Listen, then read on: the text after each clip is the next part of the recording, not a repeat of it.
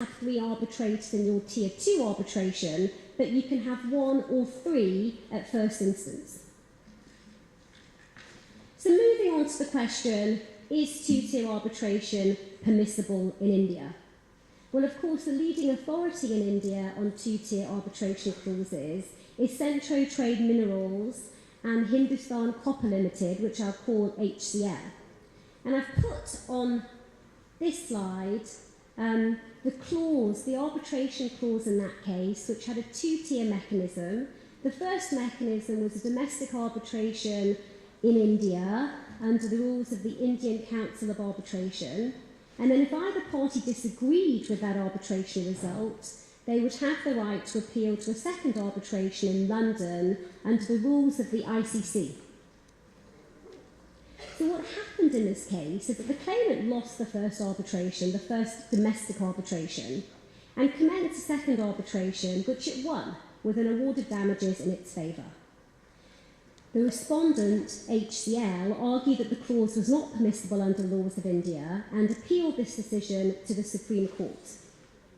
A two-judge bench of the Supreme Court was divided on whether or not the two-tier arbitration clause was permissible, and so that decision was itself appealed to a three-judge bench.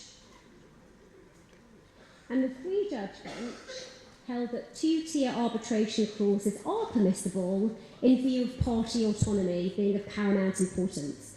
Now, I've put on this slide an excerpt from the judgment, and I'm going to read out to you my favourite part of the judgment, which is in the conclusion, where the Supreme Court said, "We are not concerned with the reason why the parties, including HCL, agreed to a second instance arbitration. The fact is that they did, and are bound by the agreement entered into by them. HCL cannot wriggle out of a solemn commitment made by it voluntarily, deliberately, and with eyes wide open." So a resounding endorsement for party autonomy. Now, the issue of whether the appeal award is enforceable or not is currently pending before the Supreme Court. But certainly, the law in India is that these types of two-tier mechanisms will be upheld according to the principle of party autonomy. So lastly, how feasible is two-tier arbitration? I've set out on this slide the advantages and the disadvantages. So of course, an advantage, there's an opportunity for the parties to be reheard if there's a grave mistake in the first decision or a violation of natural justice. They can also be very appropriate for arbitration industries where the first arbitration can be decided very quickly. So GAF is an example of that. There's very short timelines and usually documents only. And also, I think sport is one industry where the arbitrations take place very quickly. So you can see why the parties would want to have another bite of the cherry in a second tier. But there are disadvantages. Having two stages will add to the cost and time incurred in the arbitration. And if the scope and timelines of the appeal are not identified clearly, there can be some uncertainty. So there are suggestions as to how you can reduce uncertainty. You can include timelines. You can specify what type of review you'll have in the second arbitration. Will it be an appeal? If so, on what grounds? And I've set these out on the slides. I'm not going to go through them because I think we're running out of time on this panel, but I'd be very happy to send the slides to any of you if you'd wish to have them. What I'd like to end with is 3 points by way of conclusion. The first is that the decision in Centro Trade was clearly right. Party autonomy should be paramount when construing arbitration clauses. And if parties want two-tier arbitration, then they should have it. But if they do so, they need to do so with their eyes wide open. And they would be wise to take some care in drafting their clauses. The second point is that if the two-tier arbitration clause in Centro Trade is permissible, then surely it must follow that the Supreme Court has to find that the second arbitration award in that case is enforceable. We'll have to watch and see, but surely that must be a logical consequence of the first finding. And my final point is this. Whilst party autonomy should be paramount, I have to confess, I'm not quite sure whether two-tier arbitration serves any useful purpose in the mode in which it is usually employed. And what I mean by that is if your second tribunal in your second arbitration carries out a de novo review, so a fresh decision, so no form of appeal in the traditional sense of the word, and your second tribunal is no more likely to reach a better conclusion than your first tribunal, so there's not a greater number of arbitrators or a greater seniority in the composition of your tribunal. All you've really got is two consecutive arbitrations with the later award replacing the earlier award. Does this form of two-tier arbitration meet some of the concerns I raised earlier about the absence of an appellate mechanism? Does it provide comfort that the second tribunal is more likely to get it right? In my view, the answer is no. But I look forward to a discussion on my panel and to contrary views of others, including from the audience. Thank you very much.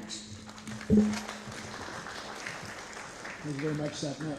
We're gonna finish our practical run with Rohit, who's going to give us an expert perspective on the role of experts in arbitration.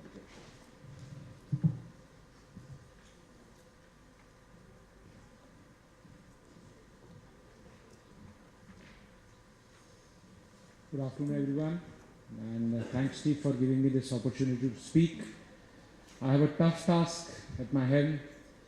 I am the last speaker between all of you and lunch. I am an engineer amongst a group of lawyers, and I am going to talk about role of experts, which I believe is least understood in domestic arbitrations. So therefore, I would say my task is a little tough. To start with, why experts are required in arbitrations and who are experts. Can I have the first slide?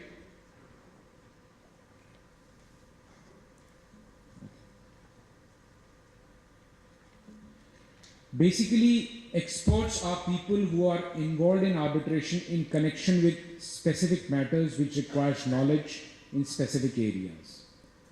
The UK Court of Appeal says we are crucial resources, and that's why we are in this business.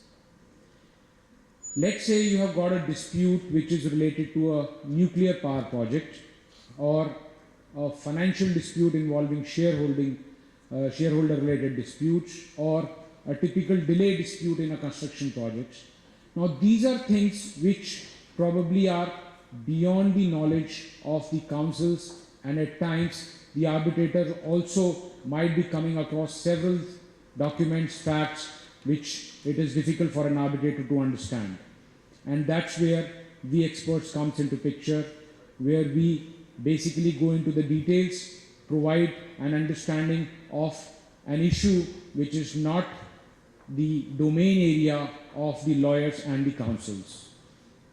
Specifically, the experts are required when we say in exploring and developing a claim or a defense to the claim, and it requires specialized knowledge, expertise, maybe technical, maybe financial, maybe economic related, or even law related, a foreign law for that matter, in international disputes. And that's the reason experts are engaged almost in all major international disputes, international arbitrations, and the arbitrators are giving a lot of credibility and a lot of importance to the expert witnesses in international arbitrations. And generally, in procedural orders for international arbitrations, the requirement of experts are specified when and in which area the experts are going to be engaged, what are their roles and responsibilities, how they are going to go through the documentation is all spelled out in the procedural orders, which is unlike in domestic arbitrations where the concept of experts, as I explained, is still very premature stage. The traditional role for experts is basically draft an expert report.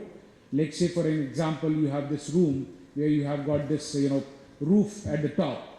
Tomorrow, if there is a dispute between the construction contractor who has constructed this hall and the owner of this hotel, saying that this roof is technically non-compliant, probably the roof may fall if more amount of load is going to come on this roof, then the arbitrator has to decide whether the design of this roof is correct meeting the specifications, meeting the contractual obligations or not. Probably, the lawyers and the arbitrator might be legal people. They do not have, and even if they are technical people, they may not have this much amount of time to go into the details and depths of the design of such a kind of a roof. And there when the role of expert comes, who will then go and get the details of the design of the roof, check it, verify it through the softwares, through the conventional engineering methods, and then come and stand in front of the tribunal and get cross-examined and say whether the roof is correctly designed or not. And that's where experts comes into picture. So we do a lot of construction disputes, for example. There are complicated projects like power projects, ultra mega power projects, or road projects and all. And as you may be aware, there are a lot of infrastructure related disputes all over the world. So the need of experts is very critical for such kind of disputes which require specialist knowledge. As per the Black's Law Dictionary, it says, expert witness is an individual who is qualified because of his or her specialized knowledge, skill, training, education, and or experience to provide the court, most often including the judge, opposing counsel, and any jurors present, with a specialized opinion about evidence or about a particular fact at issue between the parties. The IBA rules allows they spell out the methods in which an expert is going to be cross-examined, how an expert evidence is going to be considered.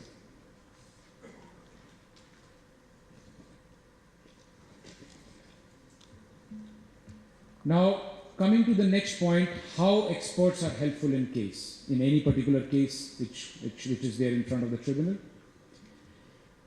Expert evidence is very critical to clarify specialized points, which will help the tribunal to give a well-reasoned award.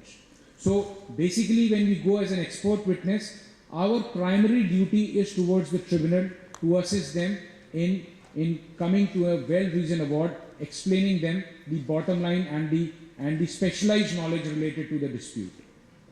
In large and complex disputes, factual contexts are often not fully understood, well known, and there experts comes as handy and can provide crucial specialist knowledge in the cases. For example, in construction disputes, delays are very often. Often you will see every construction dispute which is in front of any arbitration tribunal, there is an issue where a contractor claims that he has been delayed in a project because he has not been provided funds or payments or drawings by the owner, and owner says that no, I did provide all these things on time, but it was the contractor who delayed the project. So therefore, this is a matter which is very, very common.